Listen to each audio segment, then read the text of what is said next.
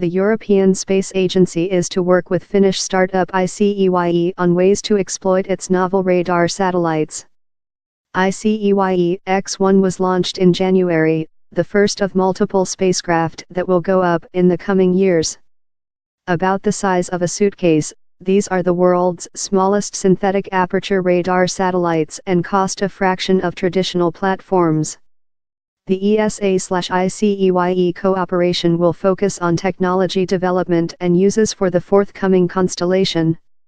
It will see future satellites, in particular, their radar antenna design, being tested at the agency's technical center, ESTEC, at Noordwijk, Netherlands. ESA's Earth Observation Headquarters, ESRIN, at Frascati, Italy, will also assist with calibration and validation of the ICEYE data. The agency is keen to see how radar images from the mini-satellites can be drawn into the European Union's Copernicus program, the broad system of services that depend on space data. Areas of interest are likely to include maritime applications such as ship monitoring and oil spill and iceberg detection.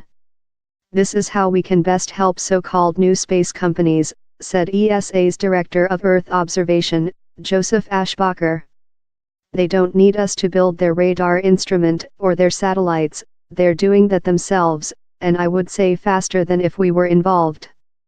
But there is a lot of engineering expertise here at ESA that is based on radar missions of more than 20 years, he told Newsbay News.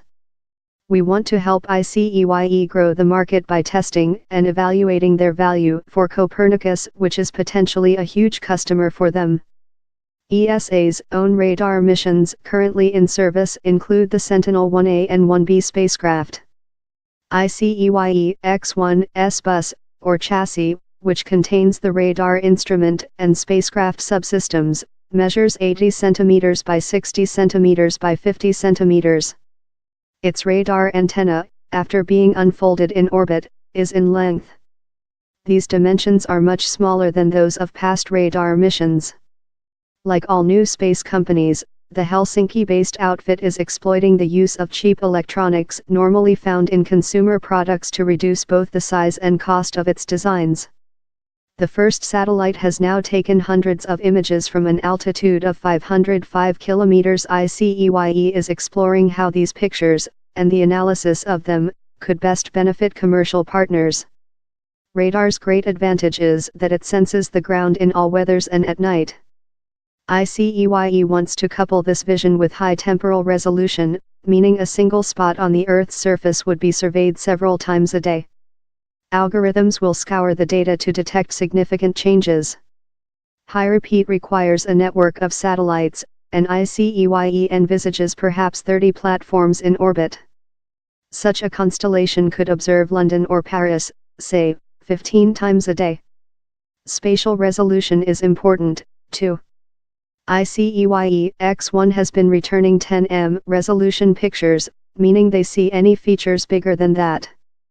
But iterations of the instrument and the radar antenna are expected to bring the resolution down to 3 ICEYE X1 has far exceeded our expectations, said Rafał Modrzycki, CEO and co-founder of ICEYE.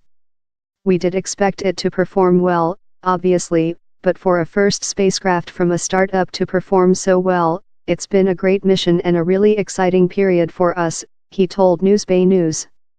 ICEYE X2 is scheduled to go up in August and ICEYE X3 is aiming for a November launch. ICEYE is working with a Polish company to part manufacture ICEYE X2.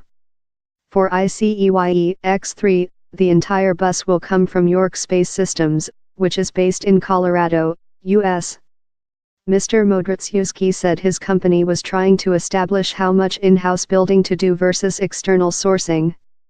We're also looking into at least one more satellite because the sooner we get our constellation up and running, the sooner it will be providing our customers and partners with the capability.